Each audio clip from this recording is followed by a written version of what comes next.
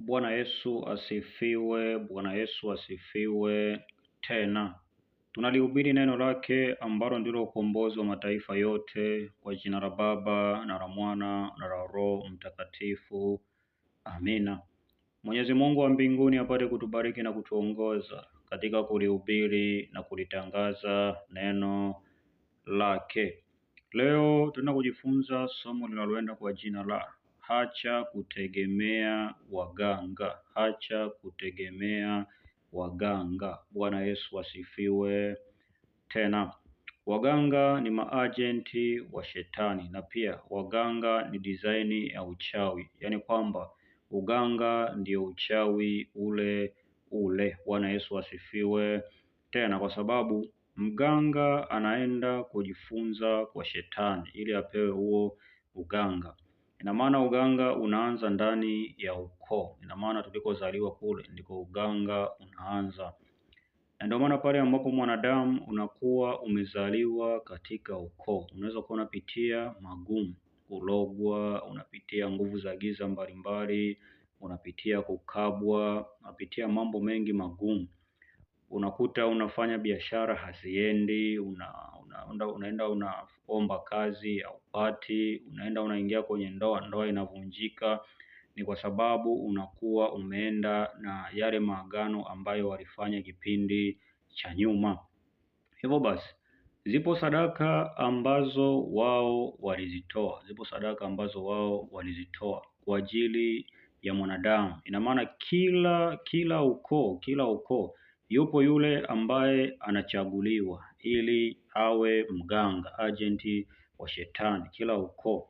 Ina maana pale ambapo unakuta unatoka katika ukoo, ndipo pale unakuta unaanza kukutana na magumu. Hivyo mizimu waga inakuwa inamvutaje mwanadamu ni pale ambapo anakuwa amehama, yuko katika maeneo mbalimbali. Anapokuwa katika maeneo mbalimbali, unakuta anaanza kukutana na mambo mbalimbali. Anapokutana mambo mbalimbali pale ambapo hajapata njia, ina maana anaanza kwenda kwa waganga. Kitu ambacho waganga wanakifanya, wanakuwa wanampa madawa. Mwisho wa siku unakuta huyo mtu anakuwa na madawa mengi sana. Watampa madawa haya, mara madawa ya kuoga, madawa ya kusafisha nyota, watampiga chale, watampa vitu mbalimbali. Utashangaa huyo mtu anapokuwa anakaa, madawa yanaanza kuwa mengi. Unakuta ndani kwake madawa ni mengi sana ya kutumia, asijue kwamba ndio njia na yeye ya kuwa mganga. Bwana Yesu asifiwe tena. Hivyo basi, kwa kuwa unakuwa umepokea hayo madawa, ina maana hayo madawa moja kwa moja yatakuvuta mpaka katika ukoo. Bwana Yesu asifiwe tena. Atakuvuta mpaka katika kwenye ukoo wako. Ina maana ukifika kule utakuwa umesha kutii mizimu. Bwana Yesu asifiwe tena. Hivyo basi, tumekwisha kushuhudia watu wengi sana ambao ilitakiwa wawe waganga, lakini hawakujua kwamba mizimu inawavuta kwao, na pia hawakujua njia ya kupona na hayo mambo. Ina maana tumegundua kuna watu wengi ambao waliajiliwa katika mahali mbalimbali. Wengine walifanyika vichaa, wengine waliingizwa kwenye masuala ya pombe, wengine waliharibikiwa maisha yao, wengine walikufa kwa sababu hawakupangwa kuajiliwa, bali walipanga wawe waganga wa kienyeji. Bwana Yesu asifiwe tena. Hivyo wewe unaishi mjini, lakini kijijini kuna sadaka ambazo tayari zimekwisha kutolewa. Ina maana unakuwa unavutwa na mifumo ya giza. Pale ambapo utakuwa unatishika na hii mifumo na upate njia, ndipo pale ambapo utaambiwa na wale wanadamu ambao unakutana nao kwamba nenda sehemu fulani, kuna mtaalamu fulani ambaye anaponya watu. Ukienda huko ndo pale ambapo unakuwa umeshajiconnectisha. Ina maana ni connection. Shetani amemwaga agenti katika maeneo mbalimbali, na pia amekwisha kukopi. Pale ambapo shetani anakupa tatizo, ina maana anakuwa ameshamuandaa mtu. Ina maana anajigeuza kuwa malaika wa nuru. Ndio maana mwanadamu yote ambaye akienda kwa mganga akiuliza, nyinyi mnamwabudu Mungu? Anasema yes, tunamwabudu Mungu, lakini ni Mungu wa dunia. Hakuna mchanganyo kati ya nuru na giza. Bwana Yesu asifiwe tena. Hivyo wao waganga ndio wachawi wale wale ambao wanapaa usiku kucha wakiwinda nafsi za watu. Bwana Yesu asifiwe tena. Hivyo basi wewe ambaye umekwisha kupitia magumu, unakuta kwamba wewe unafanya kazi, mambo yako hayaendi, kila ambacho wewe unakigusa hakiendi. Yaani ukifanya biashara inakufa, ukipata ndoa sio, ukizalishwa unaachika. Ina maana wewe kazi yako wewe ni kuzaa tu. Ina maana kama kwa mfano kama ulikuwa umempata kuna wale ambao unakuta wamempata mume, lakini unakuta ikaribia kufunga ndoa hakuna kinachoendelea. Ina maana tayari ujue kabisa mizimu inakuvuta kwenu na wewe haujajua bado njia. Ina maana inatakiwa kama unakutana na hayo magumu, mambo yako yote hayaendi, wengine wamekwisha kuuliwa mpaka watoto wao. Ndugu yangu, njia ya kweli na uzima ni Yesu Kristo wa Nazareti aliye hai. Acha kutangatanga huku na huku. Kwa sababu gani? Utajikuta umetokea kwenye uganga wa kienyeji. Bwana Yesu asifiwe tena. Hivyo katika hayo magumu Mwenyezi Mungu anasema hiyo ni mizigo ambayo ilianza zamani, haiwezi ikaisha kwa njia ya uganga, bali kwa njia ya Yesu Kristo wa Nazareth aliye hai. Yapo magonjwa ambayo yametengenezwa ambayo ni magumu kwa watu ambao wameshindwa kutii, na zipo adhabu ambazo zimetengenezwa. Ndipo pale ambapo mwanadamu anaomba kazi ananyimwa, au pale mwanadamu anapata mke au yule anapata mume, unakuta mambo yanaharibika. Yaani kila ambacho anashika yeye akiendi. Kuna watu wamepigwa magonjwa ya kulala, yaani magonjwa wao ni kansa, kuna kisukari, wao ni kulala. Wamepigwa magonjwa mbalimbali na hawajapata msaada sehemu yoyote. Ina maana hao walienda kwa waganga lakini bado hawajapona, kwa sababu mioyo yao haitaki huko. Lakini sasa kwa sababu ni laana, ina maana wamebaki katika njia panda, hawajaipata njia. Njia ni moja tu, Yesu Kristo wa Nazareti aliye hai. Kuna wale waliotengenezwa magonjwa pasipo kujua kwamba wanaumwa tu, yaani wakienda hospitali wakipimwa hakuna, mara vidonda vya tumbo, mara miguu kuwaka moto, mara vichwa kuuma, mara vipanda uso, mara macho, mara masikio. Hayo yote wanatengenezewa magonjwa ili waonekane wabovu katika kazi zao.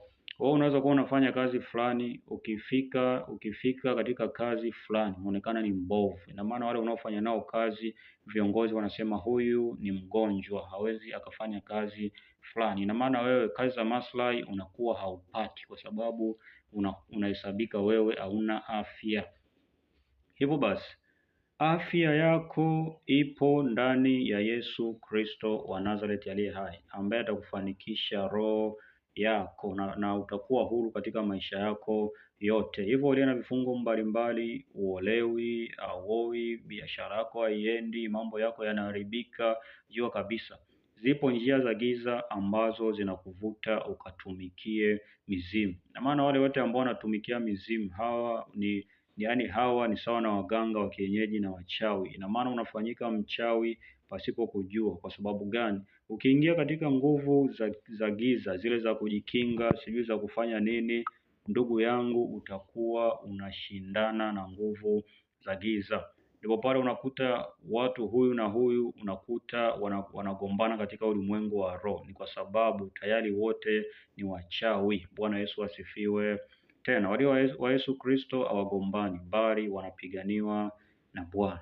Hivyo basi wewe uliye na magonjwa mbalimbali, uliye na kisukari, uliyefungwa kwa kansa, uliyefungwa kwa kuparalyze, ina maana kwa sababu ya kutokuabudu hiyo mizimu, ndugu yangu, hakuna uganga wala uchawi kwa Mungu wa Israeli. Kitabu cha Hesabu sura 23 mstari wa 23 kinasema, hakika hapana uchawi wala uganga juu ya Mungu wa Israeli. Bwana Yesu asifiwe tena. Hivyo Mwenyezi Mungu anayo makuu ambayo amekwisha kuyafanya. Amekwisha kumwaga damu kwa ajili ya ukombozi wetu. Bwana Yesu asifiwe tena. Hivyo basi Kuna wale ambao walienda kwa waganga hawajapona, kwa sababu walipewa adhabu ya Mungu kwa sababu ya kutokusikia sauti ya Bwana. Ina maana Mwenyezi Mungu aliwaweka mpaka yeye ndo aje kuwaponya ili awatumie kama watumishi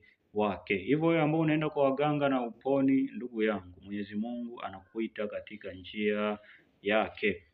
Tukienda katika kitabu cha Luka sura ya 8 mstari wa 43 mpaka 48, kinasema kwamba na mwanamke mmoja ambaye ametokwa damu muda wa miaka 12, aliyekuwa amegharamiwa mali zake zote kwa kuwapa waganga asipate kuponywa na mtu yoyote, alikwenda nyuma yake akaugusa upindo wa vazi lake, na mara hiyo kutoka damu kwake kulikoma. Yesu akasema, ni nani aliyenigusa? Basi watu wote walipokana.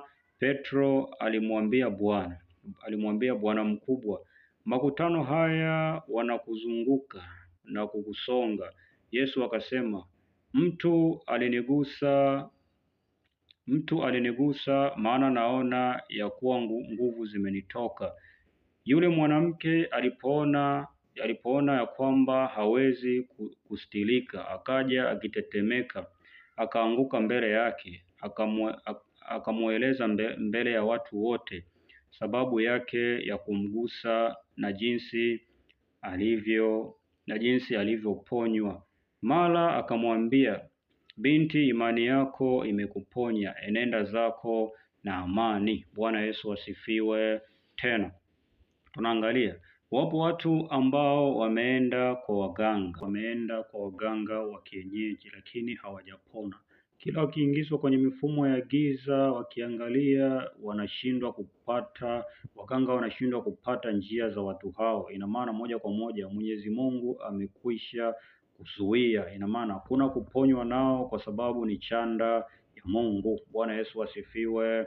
Tena tunakumbuka kuna kipindi ambacho Musa alikuwa anatoa mapigo kwa Farao. Farao alikuwa anashindwa kutoa mapigo kwa sababu ni mapigo ya Mungu. Hivyo yapo mapigo ambayo Mwenyezi Mungu anampiga mwanadamu ili mwanadamu arudi katika njia ya Mungu. Hivyo basi wewe mwanadamu ambao umeenda huku, ndugu yangu, njia ni moja tu, Yesu Kristo wa Nazareti aliye hai, ili uweze kupona na uwe huru. Acha kuhangaika na huko ambako sio njia yako. Ipo njia ya Yesu Kristo wa Nazareti aliye hai ambayo inamfanikisha mwanadamu mambo yote. Hivyo ukoo umekukataa, lakini Mwenyezi Mungu amekukubali. Bwana Yesu asifiwe.